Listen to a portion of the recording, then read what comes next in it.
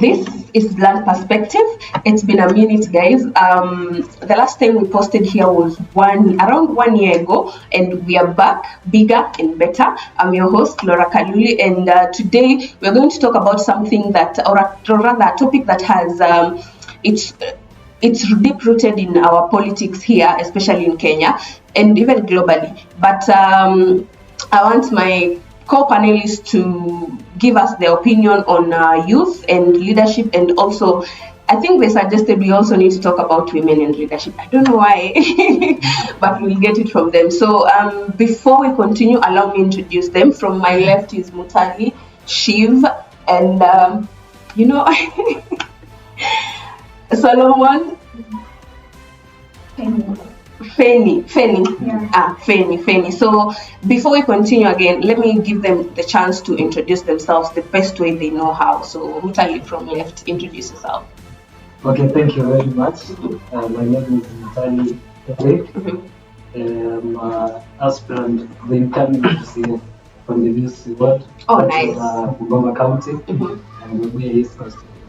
So I'm glad here to be here again. Yeah, we are back again. So welcome. Thank you. Next, Shiv. Yes, I'm Shiv Bere. I'm policy analyst. I'm a program specialist, especially in humanitarian setup. Above all, also I'm an entrepreneur. I'm the managing director in my company. Clients, mkuje.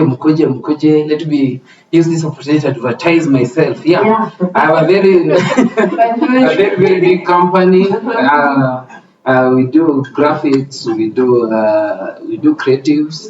So Ship Tech Media is the company. So if you Mheshimiwa, You can talk all the tenders, posters, branding, we do visual brands. You are at the right place. Nice. Let's get Shiv Tech. So on my right.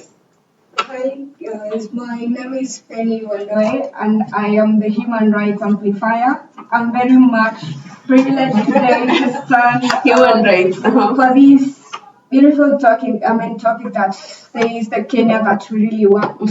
So as I said today, you're going to envision the kind of a country or a nation that we really want to have and achieve for our own self and the subsequent generation that is to come. So, That's it. yeah, Wait, go along with us. Okay. So before we continue again, on my right, Solomon. Oh, thank you so much. My name is Solomon. First of all, even happy for the event. We have tech experts, we have an upcoming MCA, we have a human rights amplifier. And this human rights caught me so much. It struck me right at the core. It reminds me of the word of the former Chief Justice David Kevani Maraga. He said that the greatness of a nation lies in its felicity to the Constitution, the strict adherence to the rule of law, and above everything, the fear of the law. And I think human rights falls at the center of the rule of law. So I'm happy. I'm a political analyst, and this is one of those very solid engagements that we have to talk about, the Kenya we want. Thank you so much. Welcome, guys. Feel free to talk about, or rather, feel free to give your opinion. So, whoever wants to start, or rather, when you hear the word youth and leadership, what comes to your mind first? Whoever wants to go first, or Solomon, go first. Thank you so much. For me, when I hear the word youth and leadership, I think of a transformation. That time and chance happens to them all. That a time has come, and it is true, when the Gen Zs are, because when you look at the Kenya, for example, today, we are undergoing an enlightenment period. People have become so much enlightened. People have become so much aware of even policies, of even governance, of even legal issues. And that's why now the youth are coming to demand for maybe rightful positions in governance, courtesy of intergenerational change. There always comes a time when people get into a position where now they deserve to bring change. Because when you look at Kenya, for example, we've been undergoing a democratic transition. Anytime we speak about where we are as a nation today, we remember the wounds of the past wounds of injustice, the past wounds of bad governance. But the youths are now coming out with new skills. You see, new academia, new exposure, new experiences. We normally say there is no school that teaches experience. Experience, we gain it from the field. And the youths have come out in a very articulate manner. Because if today we look at the Gen Zs, there are Gen Zs who are very well versed with the constitution, very well versed with the legal matters, very well versed with policy, very well versed with all spheres of academia and governance. And anytime I hear youth and governance, I feel like a time has come for the Gen Zs also to have a position, to bring a change, to spearhead, to take us forward to that Kenya that we want. But again, let me ask, do you think, anyone, again, feel free to interject anytime, do you think, yes, we're saying youth are supposed to be given your chance to lead, but do you think youth, let's say in Kenya, they have been like, they're just like floggers? Like, especially when it comes to the table and decision making, are they allowed to be even, to have a seat at that table? Based on the current world or Kenya order, like depending on our politics. Based on the current situation, the youths have not been given the rightful positions in leadership. And that's why we nowadays have come out with a segment of a young generation called the Gen Z. Because if these people, if they were given the rightful positions, for example, in leadership, if they were given an opportunity to air out their grievances, then I think we will be going hand in hand with the government or with the leadership we have in place. But the reason why you hear echoes everywhere, it is because they have not been given an opportunity to express themselves. Good. Acha nikuulize kitu Mutali, because you are already in the field, umejitosa uwanjani. So you tell us from your own experience. Do you think youth mnakuwa supported, especially with the should I call them elderly, with the older politicians? Yes. Again, as you answer, remember we also still need these older politicians to guide us as youth. So do you think mmepewa hiyo chance equally venye mnafaa kupewa, ama there's a way wamekatalia kwa hizo seats? Based on your experience. Based on my experience, because I'm speaking from the point of knowledge. So you should listen to the expertise. First of all, I will start by saying that the secret of change is not by fighting the old, but building the new. So the problem that we're having as young people is that the politicians that we have right now, they are not supporting the youth. They are telling us that we are the leaders of tomorrow. Each and every time, we are the leaders of tomorrow. And as youth, we know that we are not too young to lead. We have all it takes actually to lead this nation. We know how to fix our country. But the problem is, they used to say that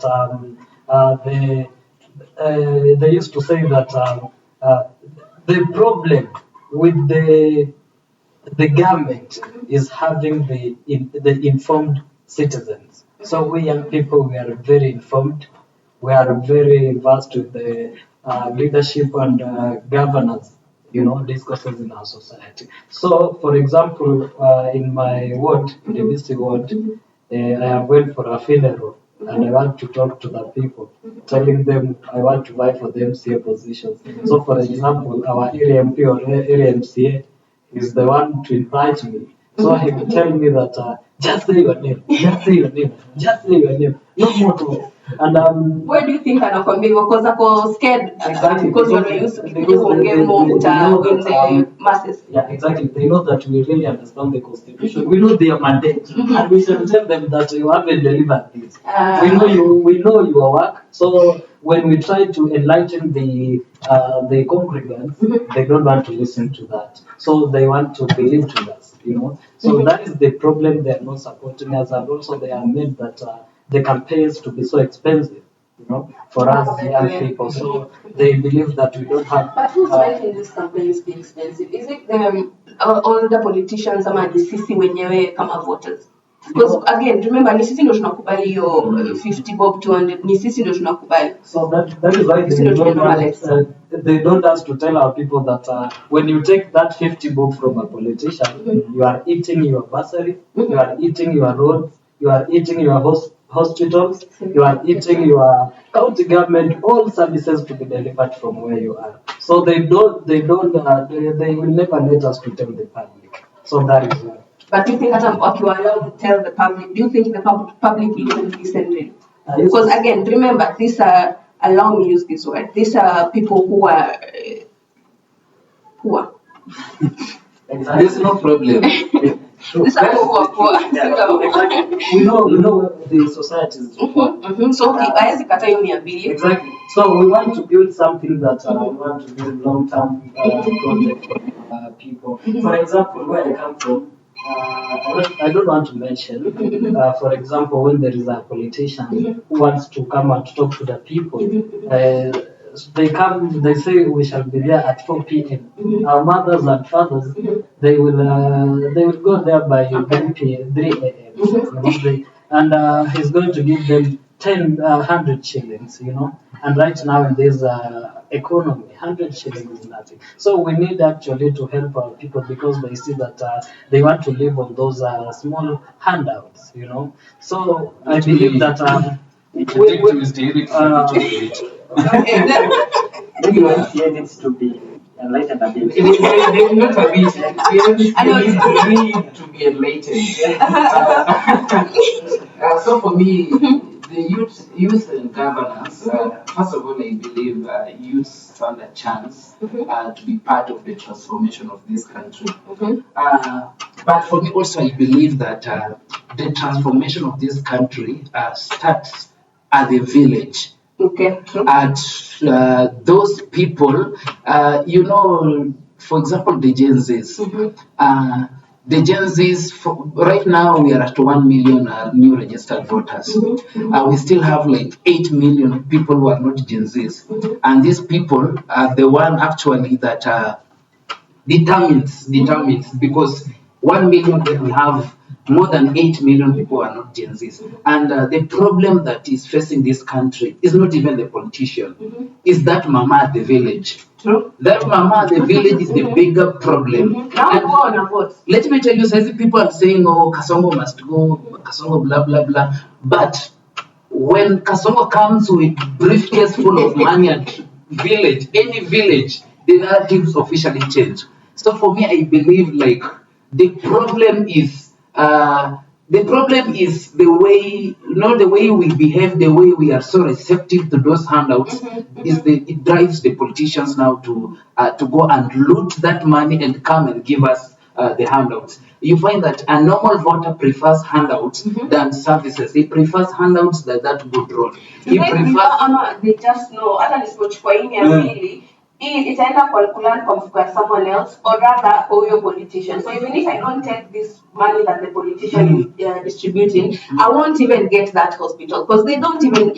I mean, it's not a good state, but being receptive, like we have normalized, even the problem you might find that Eric has said issues to do with funds. You cannot do campaign. I'm involved in supporting some aspirants in the village there who are campaigning. You cannot do it without funds. You cannot address people at the funeral without giving them money. They will say like, even if you have a good manifesto and you're not going to give them that 100 shillings, they will not vote for you. They don't even read the manifesto. They don't even understand it. Then tell us. I think the concept youth and leadership is quite sensitive because according to me, my own definition of a leader, who is a leader? A leader is that person who is a realist, but then speaks the language of the visionary and the idealist. But then here, when we engage youth in leadership, because youth right now in Kenya, as a youth, I am a youth, and the blood of Gen Z runs through my nerves. But this gets me to ask this question, like, what kind of a Kenya are we building? Who benefits and who processes, who pays the cost? This is the question. This is a simple question that we gather here to ask ourselves. So when we talk about youth and leadership, we are trying to say that ever since independence, ever since Kenya got its independence and we were free from the colonial imperialism, we stand a chance to ask ourselves, are the leaders who have been there, have the youth been engaged in this leadership that you're trying to talk about?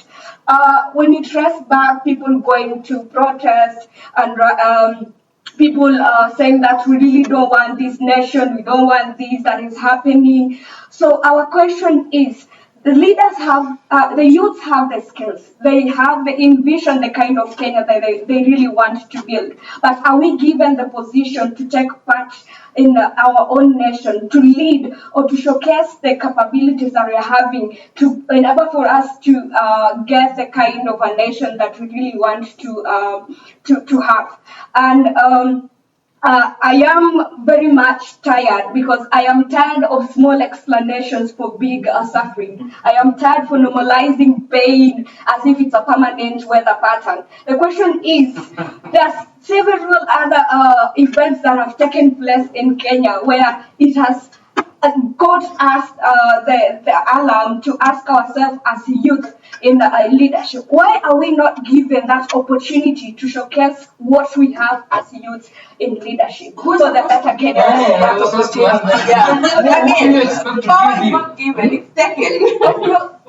I mean, we're supposed to take up those spaces as youth. Why are we not taking up those spaces? Again, consider we have numbers as youth. Yeah. Why are we not taking up those spaces? You see, the problem is once the leaders come to us, the problem with most of us Gen Zs, we go forth to what the leaders, leaders will always give us what we want to hear. So when they come to us, giving us the manifestos that they want us to hear, they'll always tell us what we want to hear from them. When they come to us and give us 50,000, people think that, oh, that's a lot of money, but that money will end up you doing stuff and it's going to end. But what about the nation? Have we accomplished our own vision of the kind of Kenya that we really Allow want? me to interject. Allow me a little bit before Mr. Solomon is coming. I know his wings are burning, but if you don't address this, it will slip away.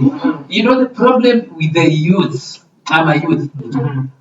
Even the Bible says the kingdom of God suffered violence, and those who take it will take it by force. We want to be given. We don't want to be part of that change. You find there's issues with goonism. Who are those goons? They are the youths. Who are those hecklers? They are the youths. Who are those people who are being ferried in yellow buses? They are the youths. And yet we come here, we brand our English, and we say like we want to be given the opportunity to lead. No, you know the way we have structured ourselves, the way we allow to be used by politicians, and yet we can claim in different platforms that as youths we need the opportunity. Even the old politicians see us as a joke, like we are not serious on what we want to do. Like issues with the Bandamano, the youths are the one paying the price, but who is getting the reward? Then people like Mbadi, Obio, we go to the streets, we get killed, but the old people are the one getting the reward. So I think we need a reset as a country. The youths, we need a reset. We need to stand up for the youths. Don't wait to be given an opportunity. The fact that you allowed the politician to use you, for you to be a hired goon, the fact that you are allowing politicians to use us, politicians to use us as bargaining power. When politicians come and sit at the table, we are the one being used as bargaining powers. We need to stand. Let us not wait to be given an opportunity. It's time for us to. In fact, I agree with some youths when say we are going to take the ideas of our parents. If we are not going to make an informed decision in the ballot, it's better let us go and do the voting. Because they go and make poor decisions, then they disturb us issues to do it. Sending some little money, they need to go to hospital, and yet the work of the government to provide health services to the old people. So these round things have changed. If your parent is not going to make an informed decision, he or she better stays at home. Let us hide that idea, because I believe they are number one contributors of the problems. The problem is the voter, it's not even the politician. Maybe let me take out from where she very left. For the first time, I agree with him. He has not actually got an informed decision. There has been a norm that has been circulating around called Nico Kadi, which truth be said has touched maybe all corners of the country. But we were like, now that we are done with the Nico Kadi narrative, and all of us like Tuko Kadi. but how about tunaweka hii kadi wapi?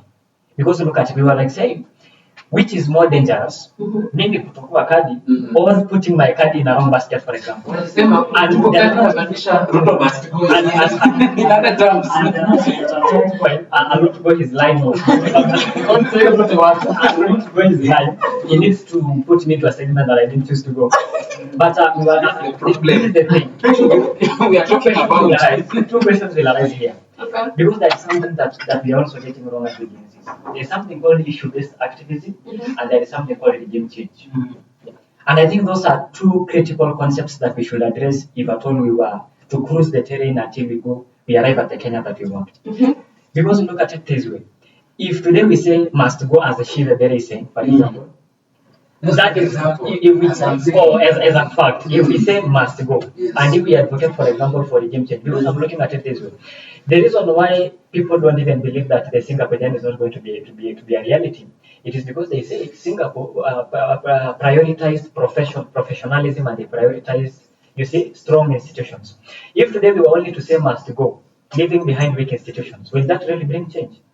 Because the reason why I'm trying to say this is that we should have an issue with, should we go the regime change way for the youth, for example, to have an opportunity in governance? Should we speak of issue-based activism for the youth to have a space in leadership? Which one will help us go the direction that we want?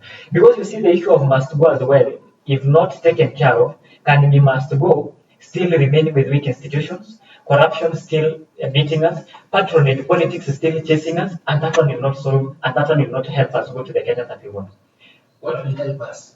What will help us is an issue-based activism. And truly be said, that let me for the first time say this. This is now me speaking.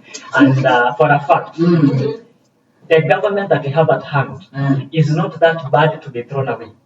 This government, I don't advocate for regime change. I advocate for issue-based activism. This thing is bad. Let's go in and work around this. The youth should be integrated in leadership. Let's incorporate them. Share is not working. Let's bring out an alternative.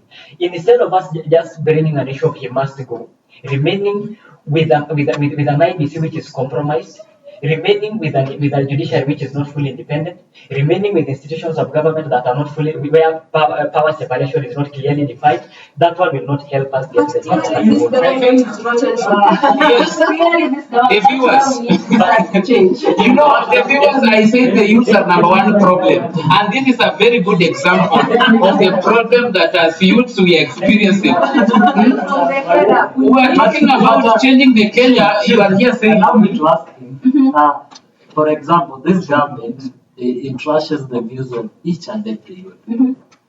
So if you are not listening to, and you are saying that who are even raising these issues too? Let me tell you one thing. There is somebody who said that even you come with a letter from Jesus presenting it to Ruto. But is that He will not listen to you. In fact, you have the spelling errors in that letter. Let me tell you something, guys.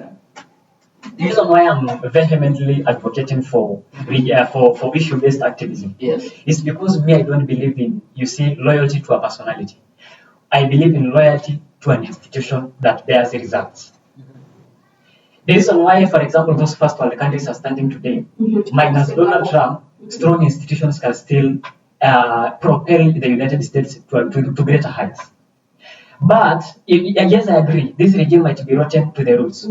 There is no problem. Let us not pay much attention to these personalities. Chasing them, I'm not against chasing these people, but I'm saying, why can't we negotiate about working around our institutions, working around the independence of our judiciary, working around the scrutiny of our governance, and let's become loyal to the rule of law, loyalty to a system, and not to personality. Young man, you know, the problem, you know, you are talking about working on the institutions, of which I agree. But we are having this figure, this person, who has his legs in IBC, another leg in the judiciary, another leg in the executive. Those officials, for example, IBC, judiciary, DPP, is the executive. For us to experience we have some goosebumps about the IBC issues. I had somebody in the street saying that the IBC chairman is there to announce the Ruto as the winning president, not to announce the winning president. Like, the IBC is not there to announce the winning president. They are there to announce Ruto as the winning president. I had a statement of that kind. And I said, then the problem is not the issue of announcing. The problem is working around our institutions to ensure independence, to ensure strongholds, to ensure scrutiny. I agree with you. For us to work on our institution, for us to have a credible IEBC, Ruto must go. For us to have a very good legislature, Ruto must go. For us to have a very good executive, he must go. As he goes, let us have something called the principle of importance and urgency. Which one comes first? Strong institutions or a persona going home? How can you work on institution? Don't just point out the problem. If he goes home, is the alternative government coming out with a solution to the problem? So we have where we have to start from solving this problem is by ensuring he goes home first, and then now the person that comes in. Yes, he works with. As I say, the problem is the youth. This is a very good example when we say problem is the youth. When I try to intervene in this topic, I would like to reflect back to the recent burning matters that Kenya have already undergone, for us to come up with all these topics that the specific different analogies, different views from different people. But let's try to reflect back to the recent burning matters that Kenyans have undergone. Let's begin with the fuel prices. The fuel prices and the cost of living spirals. The fuel prices have gone up. And when the fuel goes up, everything goes up. The transport is affected, the school commuting is affected, the construction cost is affected. Everybody feels the weight of the decision that is made by the state. But then let's try to see, even the border rider that was told that they're going to use kerosene for riding a border.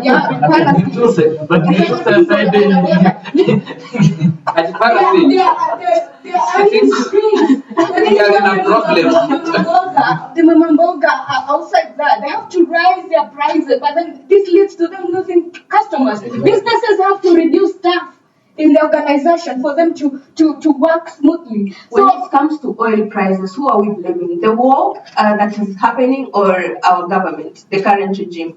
Because again, we also need to stop playing politics there sometimes. Yeah. Now, look at the way it's with this kind of.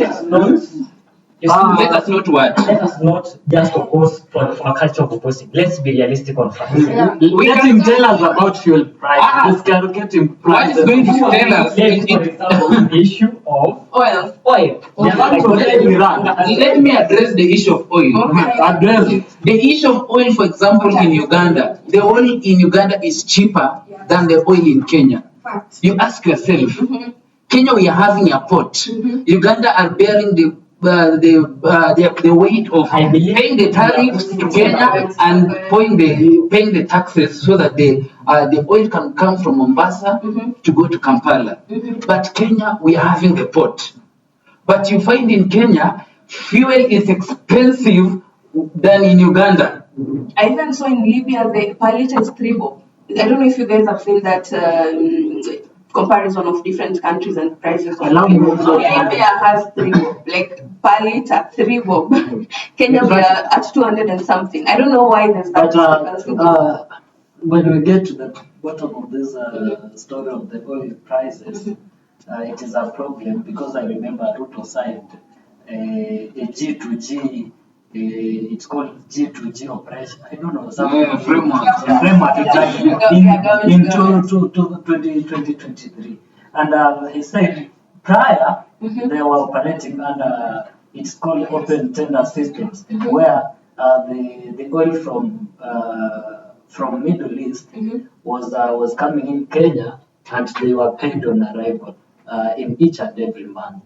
So Ruto opted to sign this deal so that the oil will be coming in Kenya for a very twice per year in each and every 6 months, and they will be paid after 6 months also. So I'm wondering because the companies that are involved in this fuel, there is a company in Middle East called the United Arab Emirates.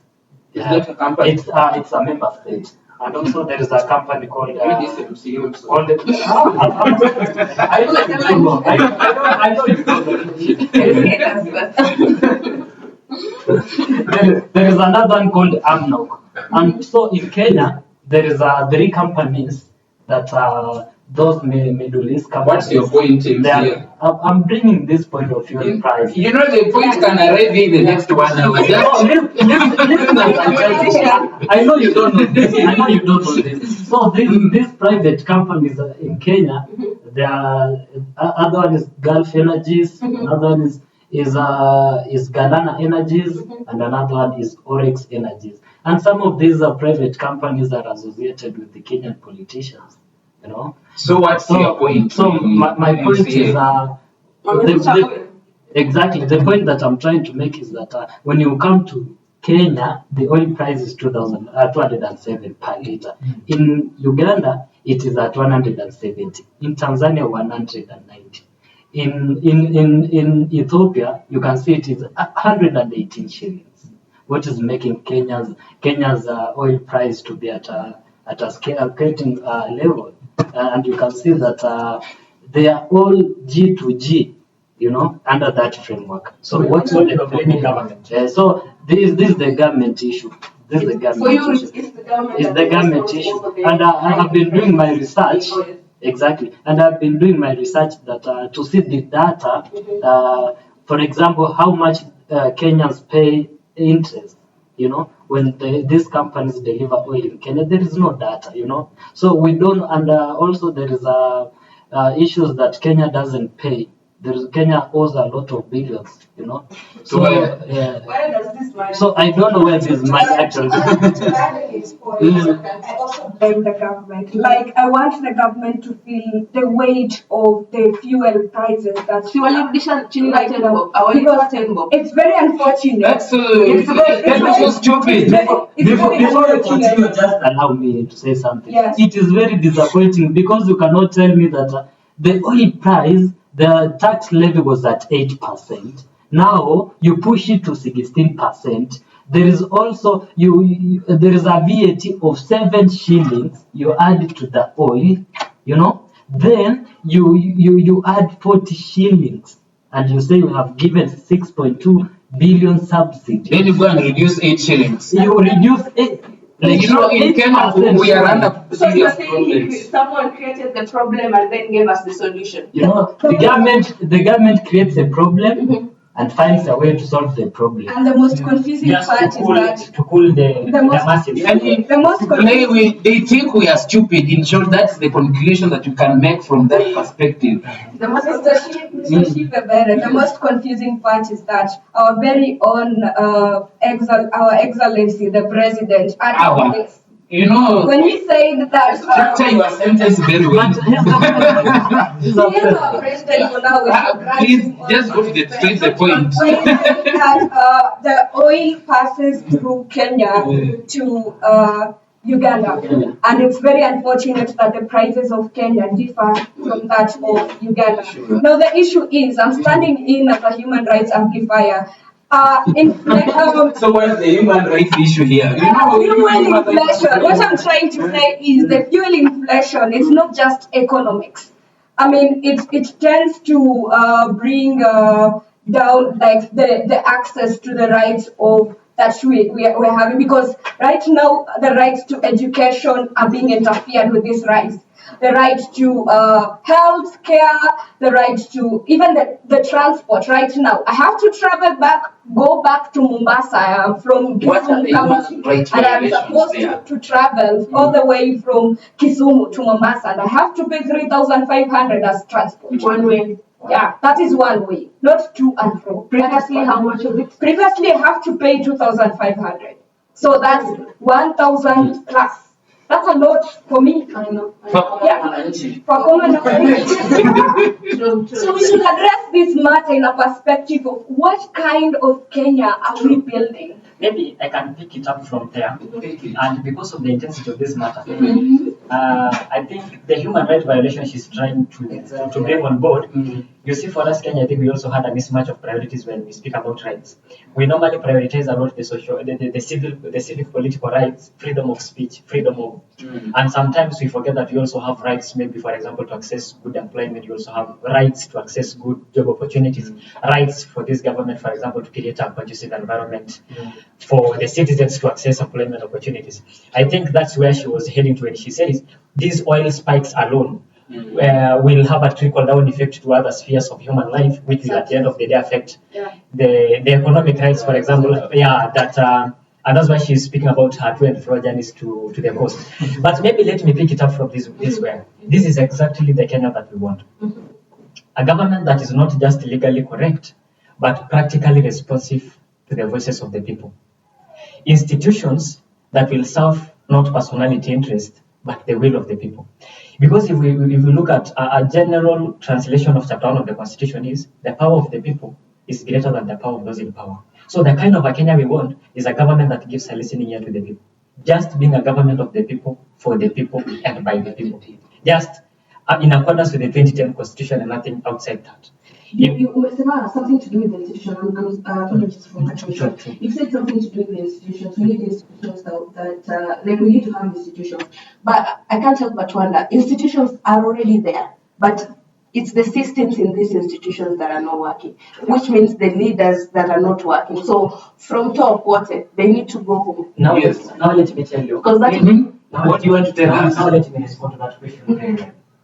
Let me refer you, for example, to the Senate Accounts Committee, where these governors have, for example, every now and then someone to the Senate, and they can't account for large sums of money that they can't account for. But Kenyans have been saying, then what happens to them? Nothing happens. Like they get away with it. They get away with it. But who are we to blame? An institution called EACC, for example. But what if this institution is not as independent as we think it is? Then I'm now telling us, let us now work on the independence of these institutions. Let us ensure that it is possible for a Chief Justice to become a Chief Justice without the hand of a head of state.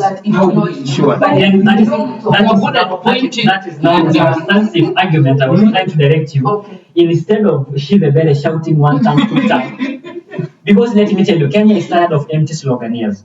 Kenya is empty. Kenya is tired of empty slogans. Kenya is tired of words like bottom up. Like what Kenya requires at the moment is just usawa kwa wote. Let there be equal opportunities.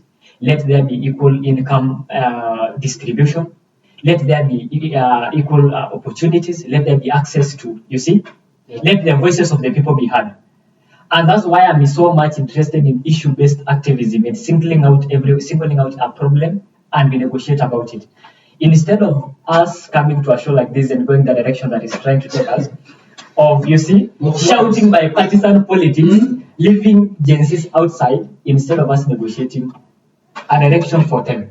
But which direction? You know, my brother here, you're just pointing like we need institutions. You are not providing any tangible directive or solutions that you can help us to achieve the strong institutions. I think at the same place he fails to realize about the effect that has been going on through the already made government that you're having right now, that you need to fix it.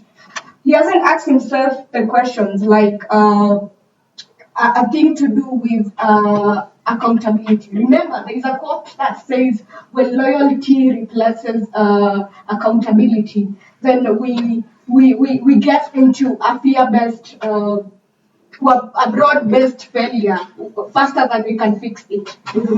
And our main question is, these institutions that we're trying to talk about, are they really impactful to, how are they working right now? Are they impacting the goals that we envision as citizens of Kenya? Because our main agenda is accountability. Are we accountable for what we are doing? Are they accountable? And then this brings an alert of us asking this question of accountability, because nowadays as Kenya, what you are going through right now, because the major threat in Kenya is no longer corruption, it's psychophancy. It's no longer corruption. I can just be strong. Hang on, I need to explain this so that you can just psychophancy. How? Leaders reward silence. officials, they fear telling the truth. Political machines, they tend to punish convenience. So political psychophancy has been a threat. It has been a threat to good governance in Kenya. It has been a threat to the meaningful accountability that we want to see as Kenyan citizens. Are we really achieving the Kenya that we really want? Are we getting to the Singapore that you envision? When you try to trace back to the ideologies of Singapore, Singapore has the anti-corruption enforcement. Are we having it as Kenya? Even as we are having it. Because she slides there to Singapore. You have just said that we don't have corruption is not a problem in Kenya. Corruption is not a problem in Kenya. Why am I saying this? Because corruption has become intense to a level that it has become a disease and no longer a problem. Why is it a disease? It's an epidemic because it's in the skins of Kenyans. It's in the skins of the air that we breathe, the words that we talk. We are corrupt. It has taken over the state itself. The one who's receiving, he's not being paid well. The police officers, they're not being paid well. So we need the problem That's all. The entire country needs fixing. That's why I have said, that's why I said corruption is an epidemic. It has started all the way from the state towards the citizen. Right now, as you're speaking, it breathes from the air that you're breathing. You know, I'm not getting. There's something I'm not getting. You are saying it's epidemic. Does it mean it's beyond control? Does it mean it cannot be treated, or what do you mean? Control only if. I feel like I can respond to Shiv, right? I feel like I have a responsibility to assist Fen in some way, just by being late. Because I'm a fast learner than she, that's why I'm getting her right. Can you prove it? Let's see if you got her right. Anytime you hear Fen speaking about epidemics, she's trying to say, let us begin with the changing the minds of the youths. Exactly. There is a disease called Stockholm syndrome, which is an unclinical infection, where people sometimes get to camouflage, where people get used to maybe their captures and their slave masters. They get used to the torture until they blend with them. There are very many youths today. If you were to tell them, let us even change this regime, they don't believe. They say, even if I don't vote for this person, he will still come back. Exactly. There are people who say, you will still win, you will still win. So that corruption, you know, you also have a problem. Enriching. I'm telling you, the minds of people is what we need to work out first. That there are Gen Zs out here, when you speak to them, the Nico card is song 100 times. They are still saying, even if I don't vote for this regime, they will come. There are Gen Zs out here who say corruption will never end. And that's a disease of the mind, for example. And that's what we need first to work around with. Telling our Gen Z that no revolutions don't come. Do you think telling is enough?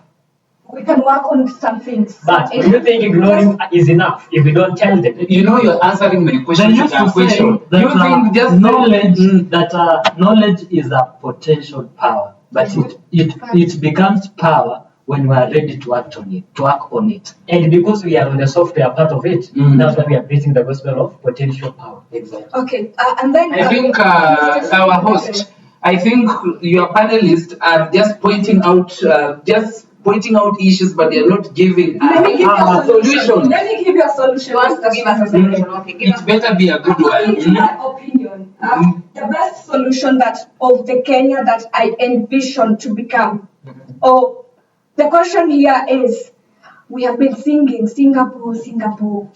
Are we really getting there? Is Kenya going to use to adopt the useful principles of Singapore without us copying the entire system blindly? That is a major question we should ask ourselves. And then now I should come with the solution. Number one, when we start our course to say, what is our plan? Number two, what have we achieved? Number three, what failed? Number four, who is accountable? And then lastly, what happens next? So when citizens are able to track this, the process of delivery, leaders will shift from speech politics to results. That's what you're going to achieve as Kenyans. Now we are going to achieve the Kenya that we really want or envision us to be there. Once we follow those 4 tips, we are able to get what we really want. True. And if we fail not to follow it, then we continue to be stagnant. You're going to stay in our comfort zone. This conversation is getting interesting, but I need to check if my laptop is charging.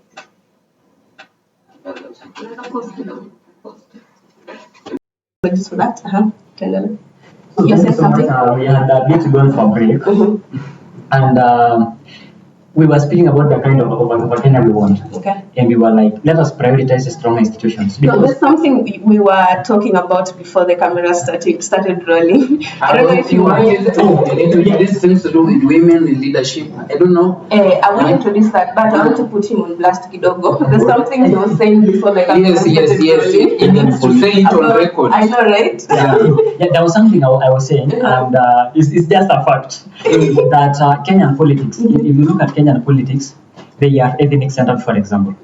That if today you go to the mountain, Rigathi Gachagua wants to become their kingpin and he's speaking about their interests.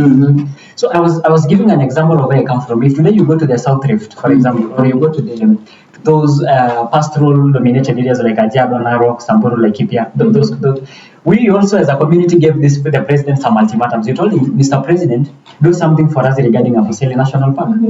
Do something for us regarding Mau Forest. Do something for us regarding having an airport in Narok. Do something for us regarding a certain road called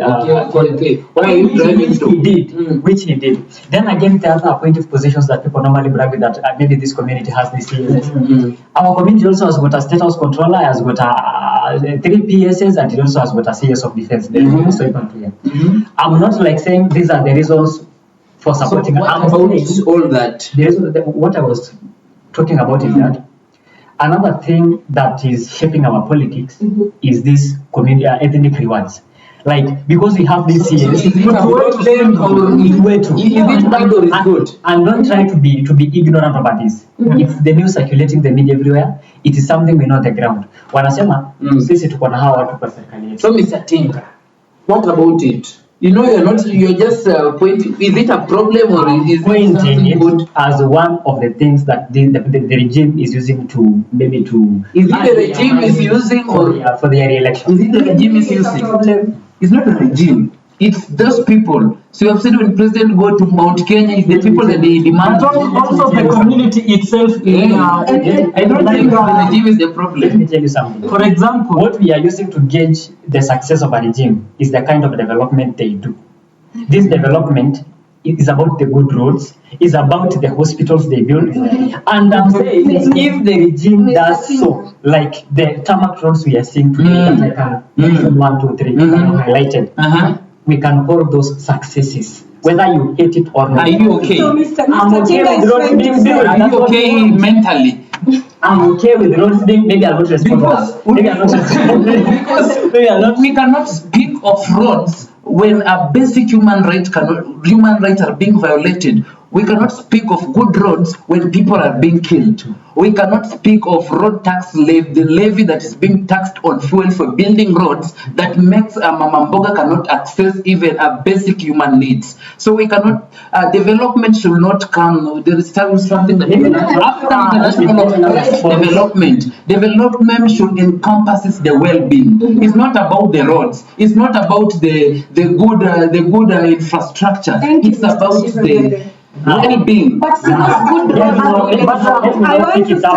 Let me respond to this because that is directly pointed at me. If I am not saying kill our agencies and build good roads, have I? For misquoting me. You have mentioned successes and I've said the successes are relative to that. Let me become clear. Have I said leave our money and build roads? Have I said deny the voices of the people and build roads? For you, because I feel like you should even apologize and withdraw the statement whether I'm okay. For me saying a road is good, but I've not said at the expense of killing Gensis. I'm saying a road being built, a hospital standing. I have not mentioned the killing of the Gensis. I'm a Gensi. So lecturing me like I'm advocating for the death on behalf of a camera, I think it's so unfair. I'm saying that because you cannot mention of the successes of the government when people are being killed. Successes are relative. As much as road is being built, the human rights should be respected. If it's not respected, everything becomes a failure. Now look at this issue. I have no problems with human rights being respected. With being respected, and stop putting words into my mouth. Chapter 4 of the Constitution is clear in my mind. Bill of Rights, clearly stipulated. Freedoms of speech, freedoms of rights to life, among many others, which are at stake. So intense that I can't even talk about. But I'm saying, if you never look at, for example, the Maori Roni thing, is it complete? If you look at the standard gauge railway that the government is talking about, if you look at the airport in Narok that is ongoing, I'm saying this boy is confused. Which airport is ongoing? I'm speaking things from the ground. I'm not telling you things that are happening. Those are just promises that were made on top of cars. Promises. If you go to Narok today, an airstrip is going on. I come from. Who remember Ruto saying that airstrip will be ready by March? And now April, are the airplanes landing there? It's not about remembrance. It's about something ongoing on the ground. It's not about remembrance. Okay. You want to say something and then we'll come back to you. I want to say something. I was just patiently listening. Yeah, and standing here, it's quite burning my heart. Yeah, so Mr. Solomon here is trying to tell us that it's out of the successes that he has seen in us, or the development that they have been able to account in their region. That amounts to the election of the leaders that he was trying to talk about. But let me tell you this. When we choose the choice, when we make a choice of choosing a leader, we don't look at what they have done in a specific region. Because you can't tell me he renovated, I don't know if he renovated or he did something. Which I will clarify. He did something of the Amboseli and stuff. Not that you should go ahead in the ballots to elect a leader, but just because he did something. You know, if you have the mentality of a Kenyan who has the mind of considering the whole nation at large, not that of a specific ethnic group or that which has been done, the development of a specific sector, because we are looking at the general development here. We are not looking at what has been done in a specific place. So don't you think that is the problem? Don't you think that is the problem? Before you answer and then you come back to okay, go ahead. There is a problem here called selective amnesia. People are so quick to forget, and people are so quick to lie. I think you need to apologize for that. Let me retaliate. You better do that. How quick you have to forget. I have not said I am electing the president on the basis of what he has done in South Rift Valley. I am saying if we go around the country, reality be said, the people in Nyanza are saying he has done for us, he has done for us, he has done for us. And give me time. We cannot give you space to fabricate your lies and to speak this. If I don't speak this, time will be flying. If we go your route of lies and become, you see. So we have around 20 minutes before we finish. Let me use you finish, just summarize the lies. Let me say the truths first. Then I can interject your lies and your political propaganda. Now let me tell you one thing. I have not said that we should elect the president because of what have you said? I am saying, if we go to the Mount Kenya, what he normally tells the people of Mount Kenya, I have done to you, I have done to you. If he goes to the coast, he deals with the problems of the coast. And I just give an example of this president in South Rift, where I come from. Amboseli National Park today is under the management of Kajiado County government, which has in short, not in short or in long. We have 20 minutes and we cannot sit here and hearing you campaigning for 2 terms. The problem specifically in a region like now, you are saying, why can we have an airstrip, for example, which he responded to that problem. If we go to Kiambu or Kericho, maybe the people are saying we have an issue with tea issues. If he responds to that problem, someone count it as a success. We can. Let us not be political and speak words as, you see, non drums and without facts. It's okay. The opinion spoken by him is personal opinion, not for the youth or for whatsoever. That is his opinion. Okay, Mutali, there's something else MCA. before we enter into the final topic. Okay, thank you. I have been very silent for long. So watching people propagating lies and it is, Tell us from for your example, experience. I'm the UDA member, and there is a time we were invited to the state house by the current president, and there is a post that I made. Going to the state house will not make me to campaign for William Ruto's election in 2027. I'm a leader and I believe in transformational leadership. So I'll never say things that we say these are shiny things. I think dictators build good stadiums, build good roads. There is a Kasarani Stadium was built by Daniel Arap Moi. You can ask Kenyans, who are those ready to go to the movies? No one will answer that. Say no, we don't want to live under that rule. So what I'm saying is that as leaders, what the successes of the government is a vision in the value system of our country, the rule of law, abiding by the rule of law. Can you interject with Mr. Eric? Just allow him to talk. We can also measure the successes of the government in terms of for example, in terms of delivering to the public. You remember the last time the Olkalau's funeral? Yeah, the senator for Nyandarua, John Methu, said that he disrespected the president, telling him that I respect you, but I don't. But the problem was reminding him the projects that he told the people of Nyandarua he'll complete, but they are still incomplete. So the problem is not promising to do those projects. The problem is he's not doing the project. The problem is too much promises. For example, William Ruto came around my homestead. There is But you have just said you are a UDA member.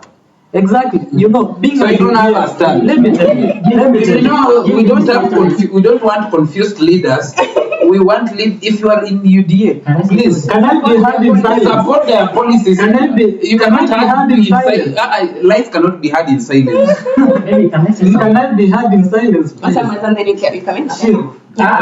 You know we are disagreeing here.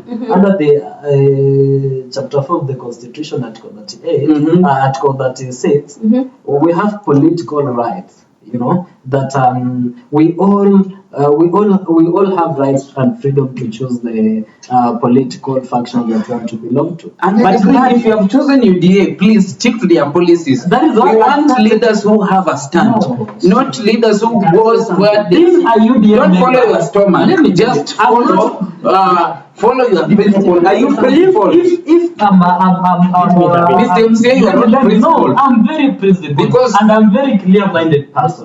But if I'm a puppet, I could be here campaigning for Ruto's re-election, and I haven't said that I'm going to campaign for Ruto. You know. So, but when he invites him to eat ugali nyama in State House, you go. You know, we used to say that. You know, look at when I said youth are the problem. No, these are the kind of panelists, the kind of youth that you have brought I'm in the problem? They are so disappointed. Am I campaigning for Ruto's re-election? But when you go to State House, you go there. You go for negotiation as a leader. I said so. It's about your stomach.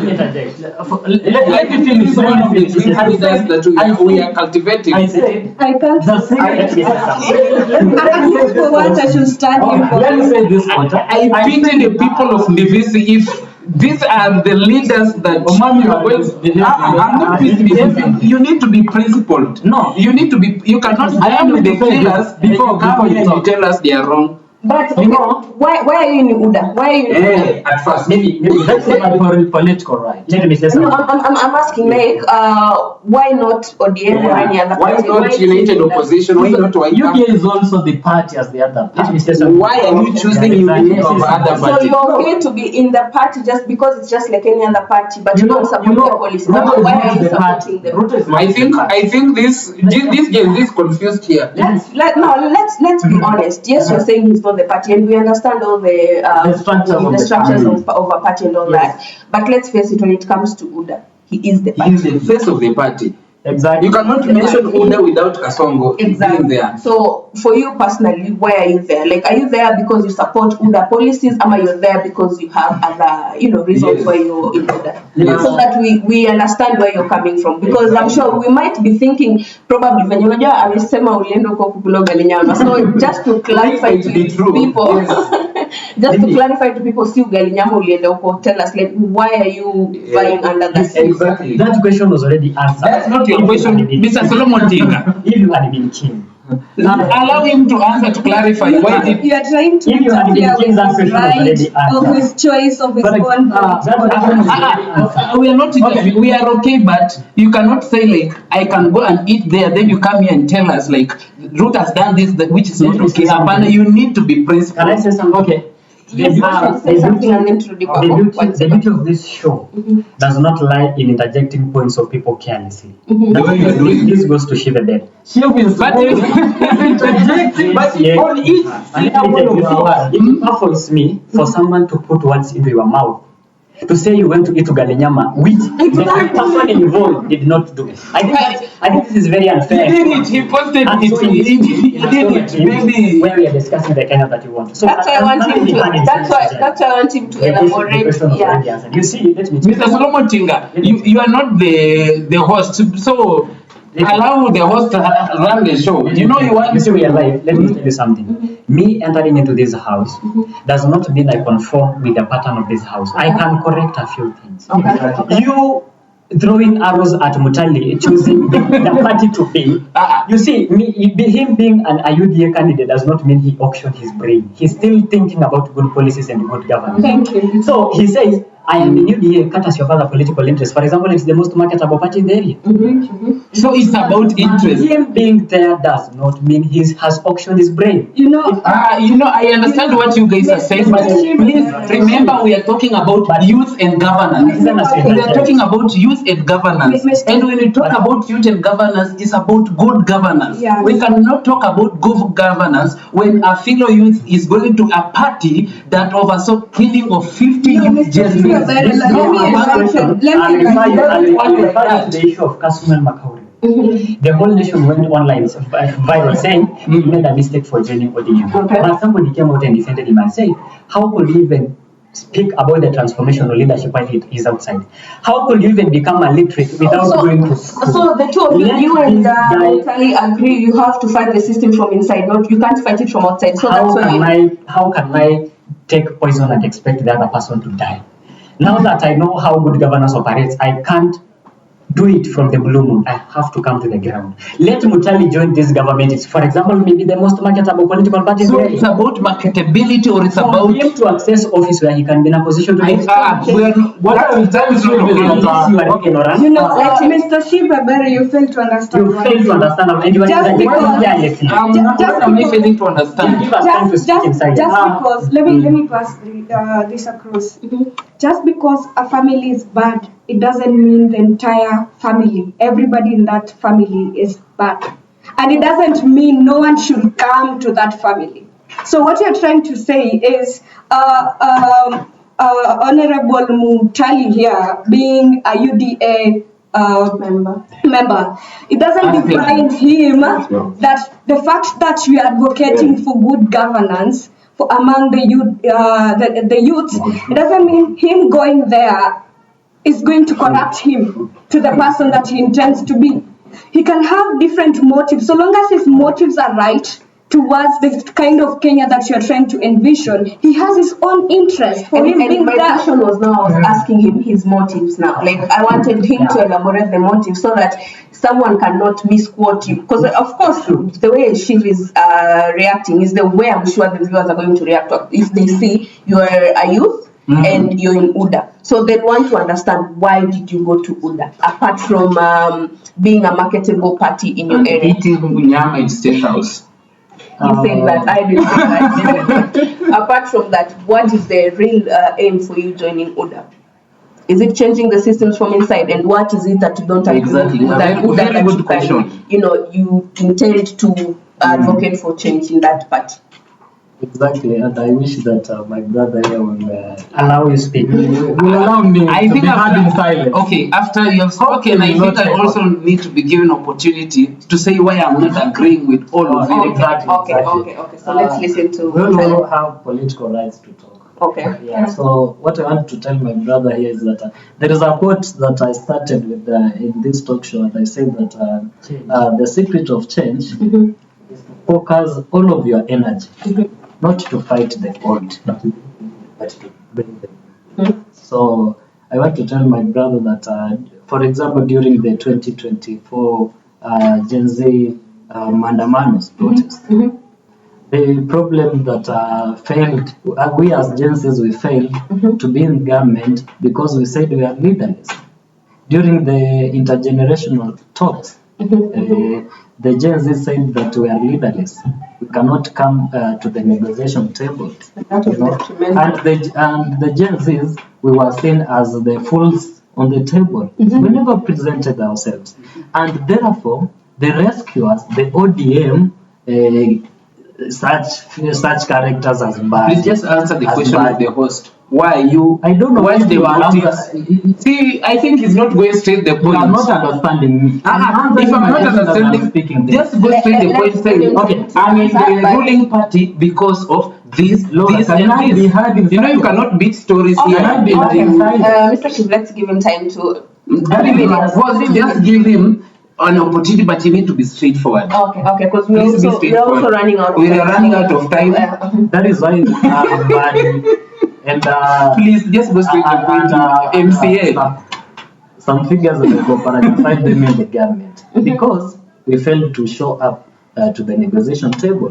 That means when you want to bring change, let us get into these positions. Fight within.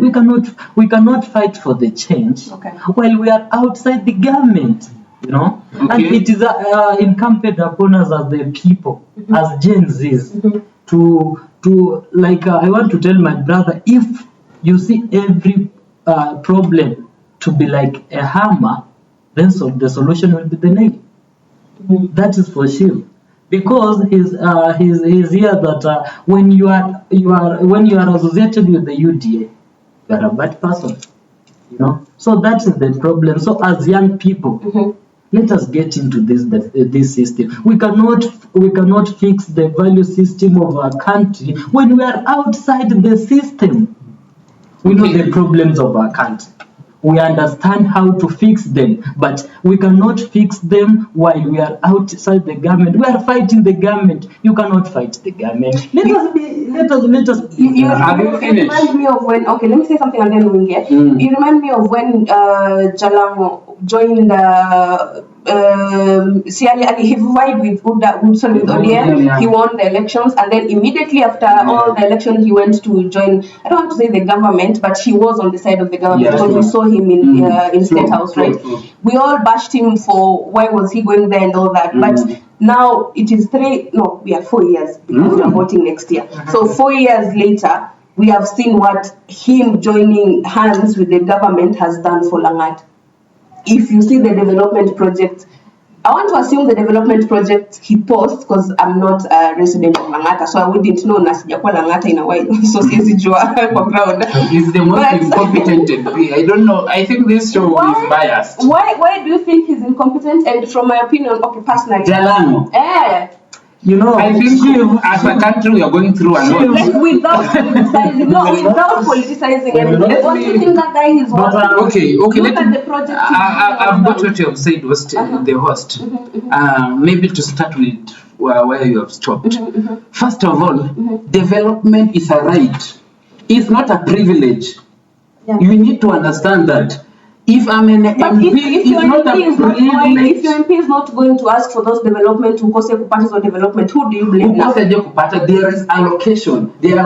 Ndimbinyoro is not in government. Look what is doing in Kiharu. So this idea, this idea of like you are going in government for seeking development is just used as a scapegoat to cover the greediness, to cover the stomach interest that those leaders go to government. They just say that, okay, I'm going to seek for development, but deep down they are going to cover their stomach interest. How many counties are not affiliated with the government and they are doing fine? So it's not about like, I'm really disagreeing with you. Coming to Eric and colleagues. But Yeah, why you don't agree with judge everybody who crosses that side. Okay, good. Why I'm not agreeing with Eric and a friend. Shortest time possible. Because no matter he said that he's a graphic designer, he don't deserve to sit in this bench where we are discussing about the Kenya we want. I think okay, let me put it clear. I think the inability to pay attention makes you to lose some details. I think in my introduction I said I'm a policy analyst. I talk about I'm a program specialist in terms of humanitarian aspects. Apart from that, I'm an entrepreneur.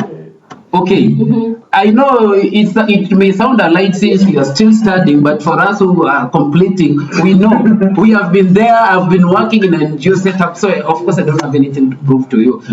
So what I'm saying about issues to do with Eric and a friend, you cannot. This person is killing the fellow youths. We saw how people were being abducted. University students, young brains that could be part of transformation, being abducted, next day being found in quarry floating, someone being killed at a police station, and you're joining that government and you are telling us you're joining there to change the government, to change the system. You talk about that the institution is rotten and you're joining to be part of that institution. And we talked about that we need an overhaul of the system. We need to remove everything and clean it. So as part of removing, we will be removing also this kind of people like Eric Mutali, because you cannot say like, you know, in politics, even we are students of diplomacy, there's something called perception. When you are in this particular place, there is a particular perception. So is it the perception that the ruling party has is a party that kills innocent people, which is true apart from being also a perception. Party with wanton corruption. But as a politician, should that be the thing that determines which party he joins? Him being a politician. So, exactly. So I'm coming there because this party is associated with killing people. Okay. This party is associated with corruption. We are talking about fuel hikes. This party is associated. Then you are joining that party and you are starting to tell us, you know, this party is doing wrong, but I'm here because I need to change the system from inside. We cannot change the system from inside. We have many parties. We have many alternative parties. You cannot say that UDA is the only party that you saw it deem good for you to come and seek re-election. So I think that's why I said the problem with this country, and it's going to take long for us to experience. I'm not even blaming the leaders. I think in the start of this interview I said the problem are the youths themselves. You have just seen the way they have talked in this show. This is just a fraction, but it's a representative. Remember, these youths are students who are taking courses like political science. But what are change? Are we talking about change? We are talking about change. But look at what they are saying. Look at their line of thoughts. Look at what their line of reasoning. The problem with you is being associated with the government. It's not being associated because we want a change. You know, Mr. Shiva, the host said we're talking about the Kenya we want. Yeah. This is the Kenya we want. No, we want a better Kenya, but we cannot want a better Kenya. What is the Kenya you want? In your opinion, what is the Kenya you want? The Kenya that I want and the Kenya that we want, first of all, is a Kenya that when a voter goes to vote, the change starts at the ballot papers. The voter make an informed decision. And how can we arrive there? We need civic education. And who can do that civic education? And the youths. You are tasked to educate that mama, that your grandmom in the village. But how can you educate the youth and you go set up and eat ugali and nyama? How can you educate the youth and you go to dine with a person who kills the blood of the people? So I think when it comes to change, we need a change from a perspective whereby we are coming to change the system. You cannot be, we want to change the system and you want to become the part of the system. It means when you are changing, we'll be changing. Also, Jesus in the Bible died with the. You are not Jesus, my friend. Allow me to say this. And, he was Jesus was condemned, and also I think we have been talking too much of the problems that are going on and us forgetting to come up with the solutions that we need, because we don't need to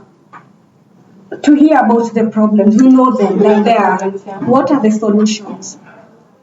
What are we going to do to achieve the Kenya that we want? What are we going to adopt for us to get to where we want? Number one, I stand in for a right-based governance. What do you mean by right-based governance? When I say right-based governance, I mean accountability should be real. I mean expression should be protected. I mean political contest should not be criminalized, because it has reached to a point once citizens go out there to express themselves, you find them, they get adapted.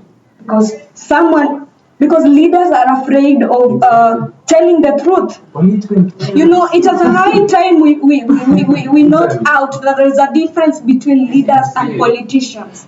And the most affected thing that Kenyans right now we are facing, we are choosing politicians rather than leaders. We need leaders in Kenya. We don't need politicians. People who give us speech politics when they stand in those podiums, when they go to those arenas, they call upon masses to give us what we really want to hear. But we don't need politicians. It's a high time we need leaders in our nation.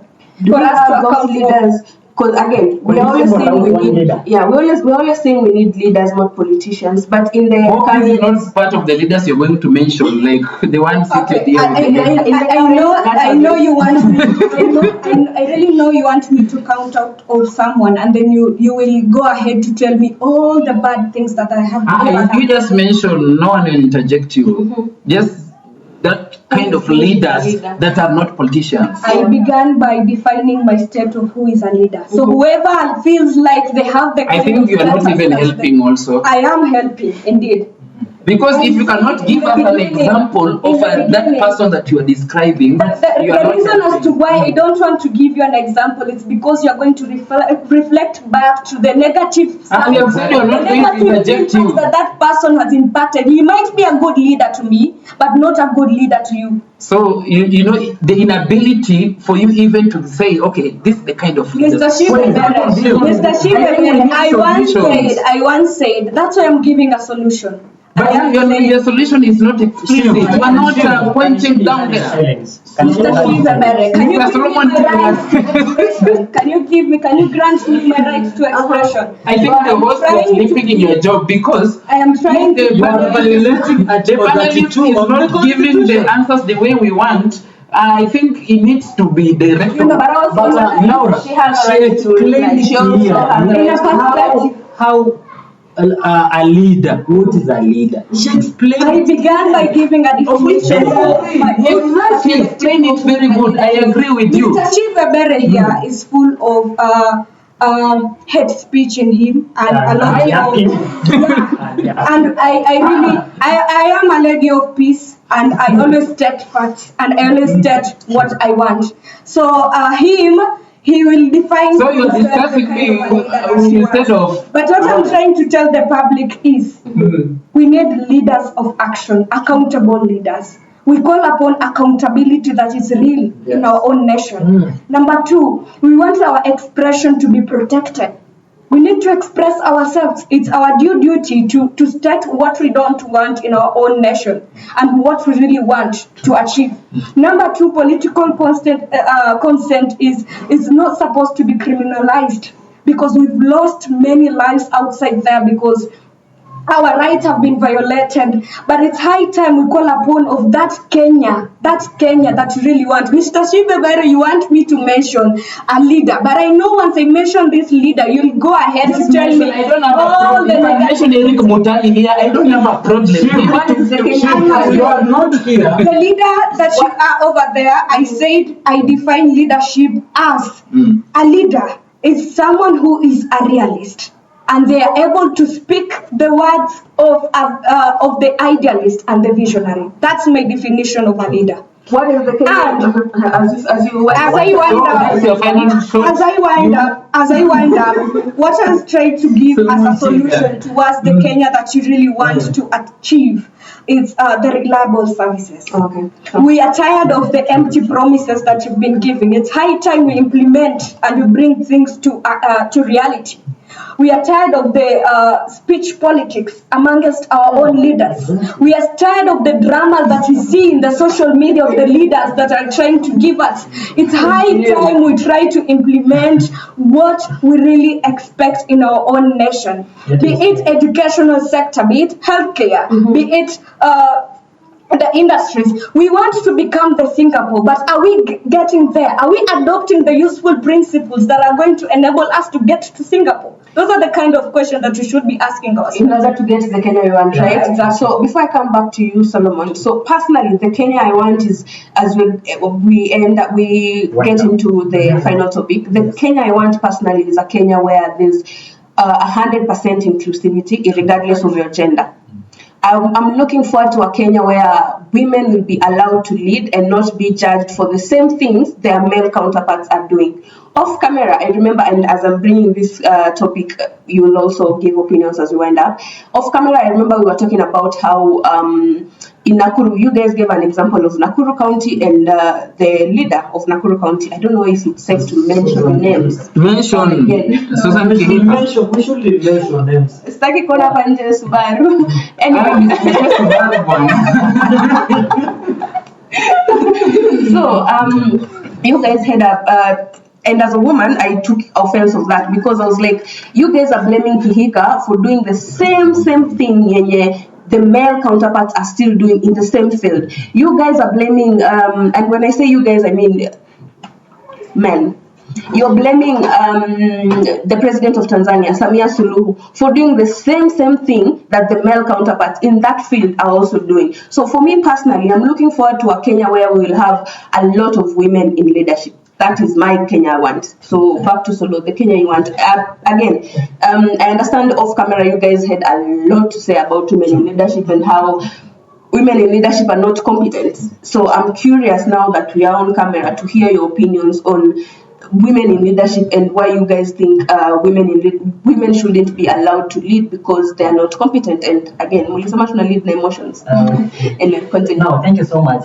Maybe as I wind up on this issue of the kind of a Kenya that I want, before even as I rush into the topics, it baffles me to be in this show and you brought comedians to sit with us. And this is a very delicate point that I never expected the kind of, you see, be correcting on that lest you lower the dignity of the topics. Because discussing about the Kenya we want and somebody's putting words of eating ugali and sukuma somewhere that he didn't attend, it baffles me. I hear you. We'll check that next time. But again, I'm sure everyone that made to this panel is, of course, I don't competent know. enough to give them. In a way. But let me conclude on this. Okay. And can I be heard in peace? Okay. This is the kind of Kenya that I want, and this is how we are going to have this Kenya. Okay. We have got one of the most robust and good constitutions. If we were only to live by this constitution, everything will be well. I began by saying what the former Chief Justice, David Maraga, said, that the greatness of a nation lies in a strict adherence to the rule of law. And it is possible to rule right. Maraga himself showcased that principle when he nullified the presidential results courtesy of malpractices. And you see, there was some sort of transparency. There was some sort of valor. If we were able to compare the former Chief Justice and the current Chief Justice. Meaning, doing right is a personality issue, meaning it's possible to do right. And the reason why David... So, just to get your point clearly, the current Chief Justice, in your opinion, is not as competent as the former? I'll not delve much into the incompetencies, but I'm saying if there's a whole perception ongoing. For example, during the impeachment of Gachagua, there was an issue of why is it that it is the Philomena Mwilu talking and not, you see? But when Maraga was the Chief Justice, I think we could feel the aura, his vela, you see, when he was the Chief Justice. Meaning it's possible to do that. And that's why today in Kenya we can single out a few individuals who are doing right. That's why today we can say, for example, Ndindi Nyoro is doing something, which is right. Then why are we not supporting Maraga to be the president? Anyway, continue, sorry. It is possible to live by the rule of law. This is the kind of a Kenya that I would want. Let this government be responsible. Let it just be a government of the people, by the people, and for the people. Like the 2010 Constitution itself dictates everything. If you were to live by that, we have a way to go. And I don't know how difficult this document is to follow. Because the greatest problem where we always have challenges is the violations of the very same document. I don't know why. If today the regimes that we have, the leaders that we have, were to live by this constitution, that a Gen Z has not been killed for speaking because he has a freedom of speech. That a Gen Z has not been killed because he was speaking, because he has a right to, is it called boycotting or picketing? It's stipulated in the articles of the Constitution. If today we were to say that resources are, because we normally say devolution is even messing up with development. But if we were to go just by Article 1, by Chapter 11 of the Constitution only, that devolution, let it bring resources closer to the people. If we were to do that only, minus any other opinion of a man, minus any other opinion, for example, of a commentator, and let's say who doesn't believe in change, and someone who is a specialist in other things like videographing, and I don't know, it stipulates everything. Let the rule of law take precedence. Okay, fair enough. So again, to my left, to this the Kenya you guys want to turn the because we had a lot to say for the show. Now it's your turn. Thank you so much. Yeah. First of all, I'm disappointed. And give us solutions. Yeah. Of course, in fact, I'm the only person who is giving solutions in this page. So I'm very disappointed, the host. Next time, this knowledge, please, I don't want it to be misused. Next time, bring me into this panel with people who can come here and articulate things. And we were talking about the Kenya that we want. Okay. We cannot have that Kenya that we want by reciting here the articles that you have crammed. That thing is not going to help Mama Mboga. We cannot have the Kenya we want for you to come and put decorative words in English. For example, I heard one of my colleagues talking about leadership is realism and idealism and whatever. How is that going to help that Mama Mboga? How can Mama Mboga comprehend things to do with realism and idealism? So next time, the host, bring people who want to talk to that person. Remember, we are addressing a very large group of people who are unable to comprehend some things. So therefore, the line of communication and the line of the way we are addressing things should be in a point that person is going to understand. Because if you are going even to recite here the Bill of Rights, what does the Mama Mboga know about the big Bill of Rights? Talk things that person there can relate. So the interviewer, my dear host, next time, check on that. Bring as I told him earlier, I believe everyone that met this panelist is very competent. I know they are competent. Yeah. I know they are competent. But I think maybe we need just to put in the area of specialization. You can bring policy analysts like me. We can talk about we can talk here about policies. If you want to talk about idealism and realism and the theories of international relations, you can bring them. But when we want to talk about tangible things that that can have an impact to that person that we are addressing, you bring people like me and they feel it's true. I do have many policy analysis. Okay, back to your fellow learned friends. My fellow learned friends. Back to what we are addressing. Okay. And this is a very good. I think it's a very good topic. That this very wonderful podcast we are talking about the Kenya that we want. And I think the viewer, when we're talking about the Kenya that we want, the viewer behind the camera that is watching us, when he looks at us, we know, we are representation of that intelligent youth. When he looks the way we are articulating issues, if he looks the way he or she looks the way we are discussing issues, I think he or she might be very disappointed with us, not us actually, but with my colleagues here, because we are talking about changing the Kenya, but person is talking about changing the Kenya, joining the ruling party. Person is talking about ethnicity projects. But like, you see, whatever it is you're condemning them for doing is what you're also doing. Because you said you're going to tell us solutions, but you have not told us solutions. Of course, yeah, I was addressing the problem because talking about solutions without understanding the clear problem, it will be hard.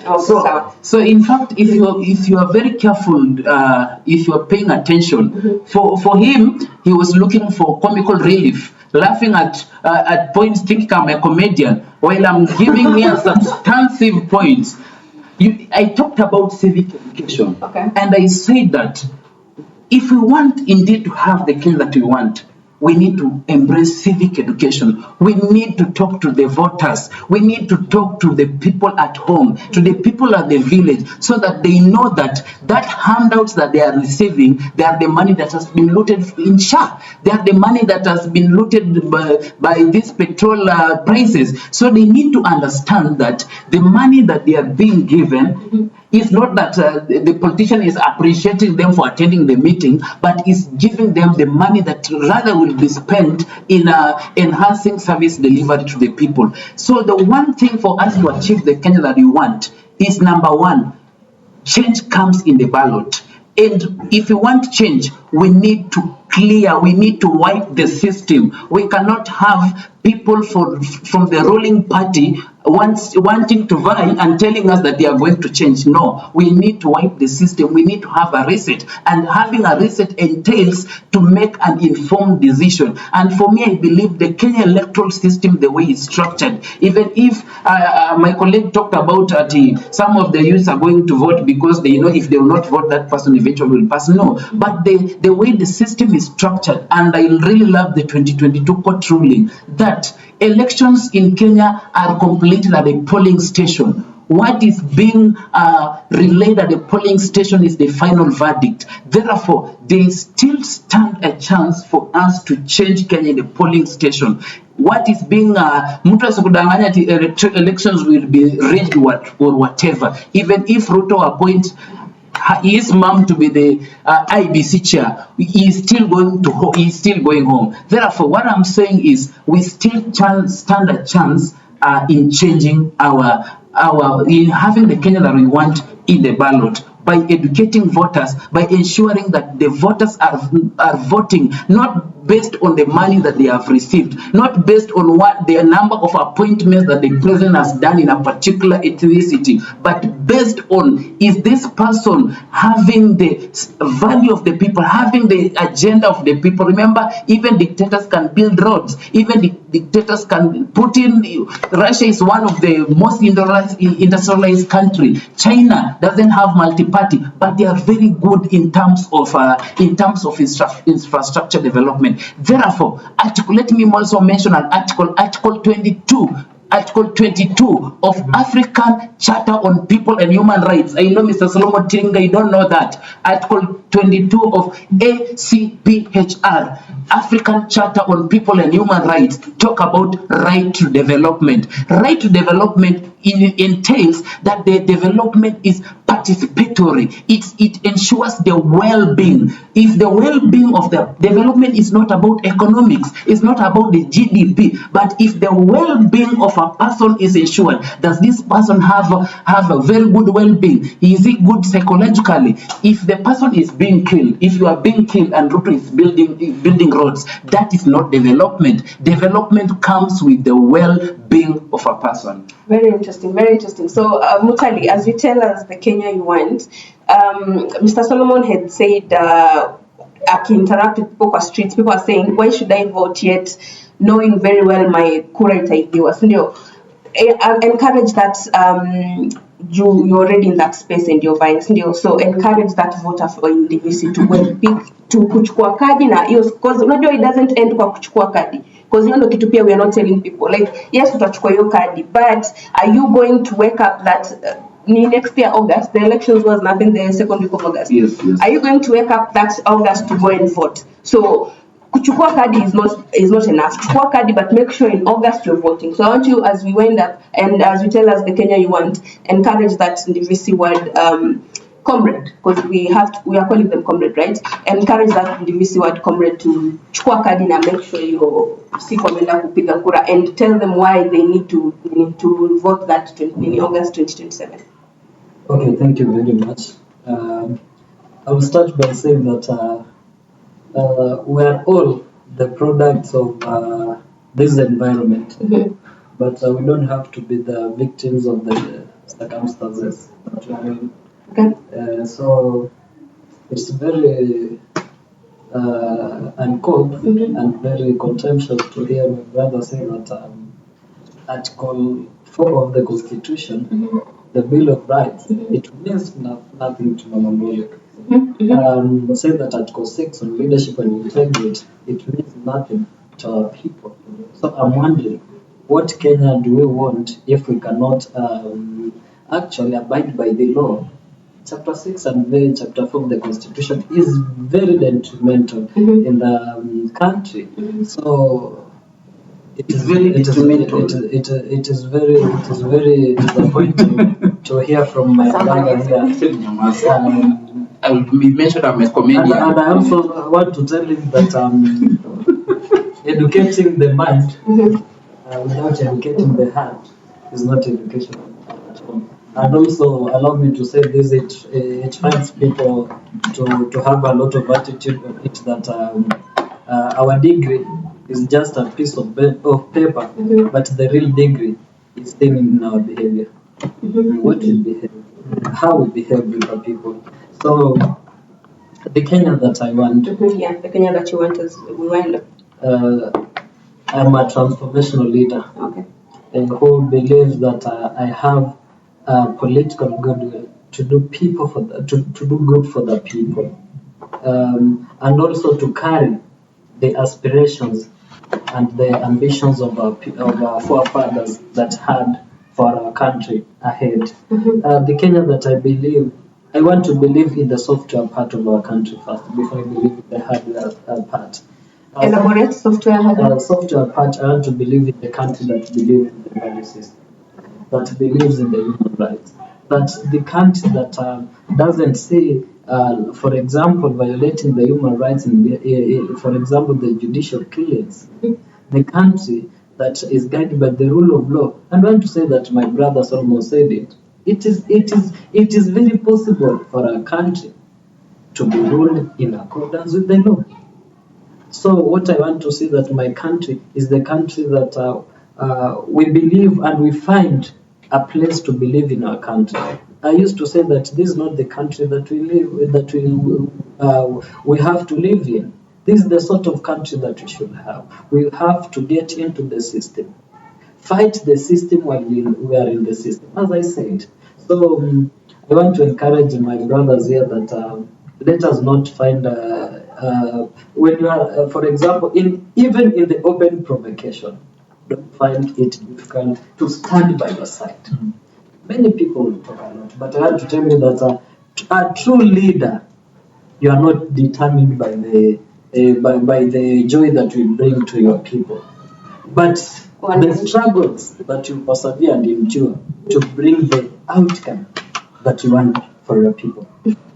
Nice. So, final remarks. You said that I talked about my career. Tell them, as you also give us your final remarks so that we finish up. Exactly. I want to tell my people that, for my fellow youths, that they are saying, oh, we shall not vote because the election results are already out. Ruto is going to win these elections. I want to promise that that one vote that you are saying that I won't vote because Ruto has already won these elections. Others, they are saying that I won't vote because this vote will help me with nothing. There is no change that will bring ultimately. I want to encourage them that failing to vote is keeping those people in power forever. And I want to tell them that if you vote, you accept with us, you are enlightened. That is the change that you want to bring for our country. And to start, we have to start small so that we become great where we believe to be. So let them be sure that they are going to vote and they are going to make an informed change for our country. To believe that this vote is going to help us to bring that transformational leadership for our country, to bring that transformation that we've been yearning for a very long time ago. And here is the time to do it. Thank you. Final remarks as we wind up. Thank you so much. Let me make my final remarks. 1 minute. 1 minute. Okay. Ubuntu philosophy says, I am because you are. Yes. And you are because I am. And that saying clearly depicts a nation that we want to have. While united we can. And what I would like to tell, for example, the government of Kenya, for example, before we visit the moon, let us give water to our people. Before we build skyscrapers, let us first give water to our people. Very decent development and what matters the most in a lot of priority. Those are the words of former Tanzanian President Julius Nyerere. And as we delve into the future, let's have a united nations. A united nation. We normally say, because it is in your bloodstream, because it flows within you, you can get it. And the moment today, as the Gen Zs of the people of the Republic of Kenya, we choose to have change as our ardent ambition, we can change and have the exact country that we want to have. Given such opportunities in the future, because we are in that line, we promise to do the best of the best. And thank you so much. Thank you. As we wind up, let's finish it and then go there on my left. So my final remarks towards the people, I'll call upon a large number of people to appear in the voting. We need to do this. Go make a choice. Go ahead and elect a leader. Don't elect politicians. We are tired of the comedies in the social medias. It is high time we make our sober decision of the kind of nation that you really want. It starts with the kind of leader that you're electing. So let's go forth, avail ourselves to elect those leaders in the ballots, not the ones who keep a smile in the meantime and cry for the longest time that you'll ever live to regret. Do it as you purpose for a future that not only benefits you, but to the generation that is to come. We have good leaders out there. Go make the right choices. Go for it, because leadership and everything about good leadership begins with a personal decision. It begins with me. I am the one who defines the kind of a nation that I want, and it begins by my choice of who do I want to represent my nation. Who do I really want the person to guide me through the kind of a nation that I envision to. So be sober enough to make your valid and sober decision of the kind of leaders that you want to the better Kenya that we envision to have for our generation and for ourselves. Thank you. Thank you. Tumaliza na wewe. 1 minute. Promise 1 minute. Yeah. Yes, so my parting shot to that Mama Mboga, to that person in the village, to that border. We have only one chance. We only have one chance, and we need to use it very, very seriously. We are few months to election, around 16 months or so. Yeah. So please, the change that we have talked here in this podcast, the Kenya that we want, that we have talked about here, it's going to happen if we make a decision in August. Therefore, please vote. If you know that leader that you are voting for, he doesn't have you in mind. When they come and sit at the tables discussing and making arrangements, he doesn't have you in mind. So when you're going to choose the leader that you are choosing, make sure that you are choosing the right person. This is the last chance, and I'm going to say it on camera. This is the last test on democracy. If democracy is not going to work in August 2022, we better shift. We better become a monarchy. We better become a dictatorship. We better become any other form of government. But we have only one shot for democracy, which is 2022. So make sure you make a right decision. Don't vote a person because you are speaking the same language. Don't vote a person because you attend the same church. Don't vote a person because a person can climb the pulpit and cry with his wife. Then you decide to vote for him. So please make an informed decision. Know that you stand one chance to change your life. If you don't change it, the next 5 years will be hell, better than Gaza or better than Lebanon or better or better than Iran. Joke of hell. Joke of hell. I saw the way Mutali and Solomon looked at Shiv when he talked about democracy. These are the last chance for democracy. It's not going to work. Let's try another thing. If you love this conversation, guys, I swear the next one we need to talk about democracy, because I saw how you guys looked at Shiv when we talked about suspending democracy. But I mean, we've been, I think now it's almost 2 hours, so I think this conversation has to end from here. The next one we have to talk about democracy, because I see you guys really had something to say. Let's meet in the next episode. I have been your host, Laura Kaluli, and if you love this episode, remember to subscribe, Like and share. Bye. Woo.